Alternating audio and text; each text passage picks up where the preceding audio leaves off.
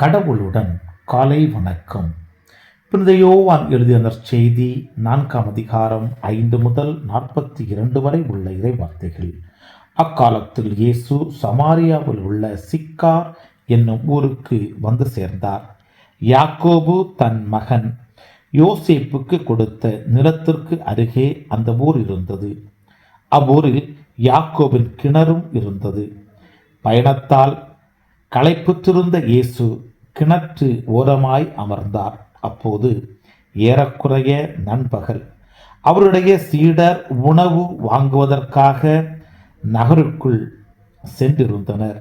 சமாரிய பெண் ஒருவர் தண்ணீர் முள்ள வந்தார். இயேசு அவரிடம், குடிக்க எனக்கு தண்ணீர் கொடும் என்று கேட்டார். அச்சமாரிய பெண் அவரிடம், நீர் யூதர், நானோ சமாரிய பெண். நீர் என்னிடம் குடிக்க தண்ணீர் கேட்பது எப்படி என்று கேட்டார். ஏனெனில் யூதர்கள் சமாரியரோடு பழகுவதில்லை. இயேசு அவரை பார்த்து, கடவுளுடைய கொடை எது என்பதையும் குடிக்க தண்ணீர் கொடும் என கேட்பவர் யார் என்பதையும் நீர் அறிந்திருந்தால் நீரே அவரிடம் கேட்டிருப்பீர். அவரும் உமக்கு வாழ்வு தரும் தண்ணீரை கொடுத்திருப்பார் என்றார். அவர் இயேசுவிடம், ஐயா, தண்ணீர் மொள்ள உம்மிடம் ஒன்றுமில்லை, கிணறும் ஆழமானது. அப்படியிருக்க வாழ்வு தரும் தண்ணீர் உமக்கு எங்கிருந்து கிடைக்கும்? எம் தந்தை யாக்கோபை விட நீர் பெரியவரோ? அவரே எங்களுக்கு இக்கிணற்றை வெட்டி தந்தார். அவரும் அவருடைய மக்களும் கால்நடைகளும் இதிலிருந்துதான் தண்ணீர் குடிப்பது வழக்கம் என்றார். இயேசு அவரை பார்த்து, இந்த தண்ணீரை குடிக்கும் ஒவ்வொருவருக்கும் மீண்டும் தாகம் எடுக்கும்.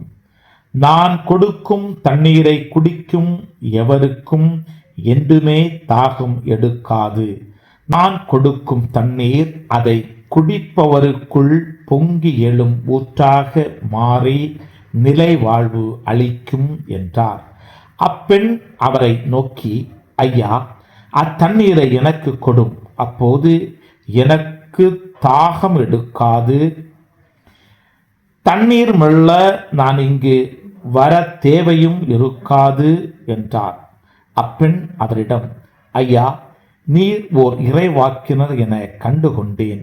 எங்கள் முன்னோர் இம்மலையில் வழிபட்டு வந்தனர், ஆனால் நீங்கள் எருசலேமில் தான் வழிபட வேண்டும் என்கிறீர்களே என்றார்.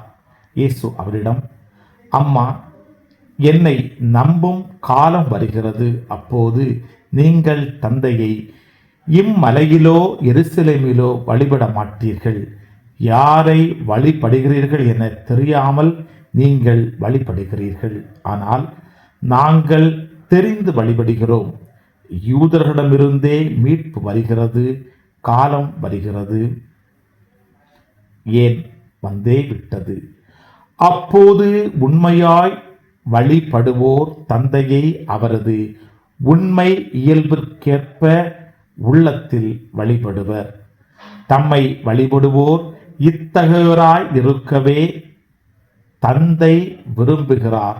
கடவுள் உருவமற்றவர். அவரை வழிபடுவோர் அவரது உண்மை இயல்புக்கு ஏற்ப உள்ளத்தில்தான் வழிபட வேண்டும் என்றார். அப்பெண் அவரிடம், கிறிஸ்து எனப்படும் மெசியா வருவார் என எனக்கு தெரியும். அவர் வரும்போது அனைத்தையும் எங்களுக்கு அளிப்பார் என்றார். இயேசு அவரிடம், உம்மோடு பேசும் நானே அவர் என்றார். சமாரியார் அவரிடம் வந்தபோது அவரை தங்களோடு தங்குமாறு கேட்டுக்கொண்டனர். அவரும் அங்கு 2 நாள் தங்கினார்.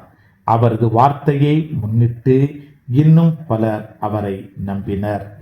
அவர்கள் அப்பெண்ணிடம், இப்போது உன் பேச்சை கேட்டு நாங்கள் நம்பவில்லை, நாங்களே அவர் பேச்சை கேட்போம். அவர் உண்மையிலே உலகின் மீட்பர் என அறிந்து கொண்டோம் என்றார்கள். கிறிஸ்துவின் நற்செய்தி.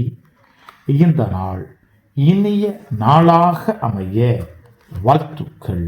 चल चला चल सला सला सला चल चला चल चल चला चल பல பல பல புதுமைகள் பெருமைகள் இனிமைகள் இறங்கிய நல்ல நாள், ஒரு நல்ல நாள், நம் தேவன் தந்த நாள். இது நல்ல நாள், ஒரு நல்ல நாள், நம் தேவன்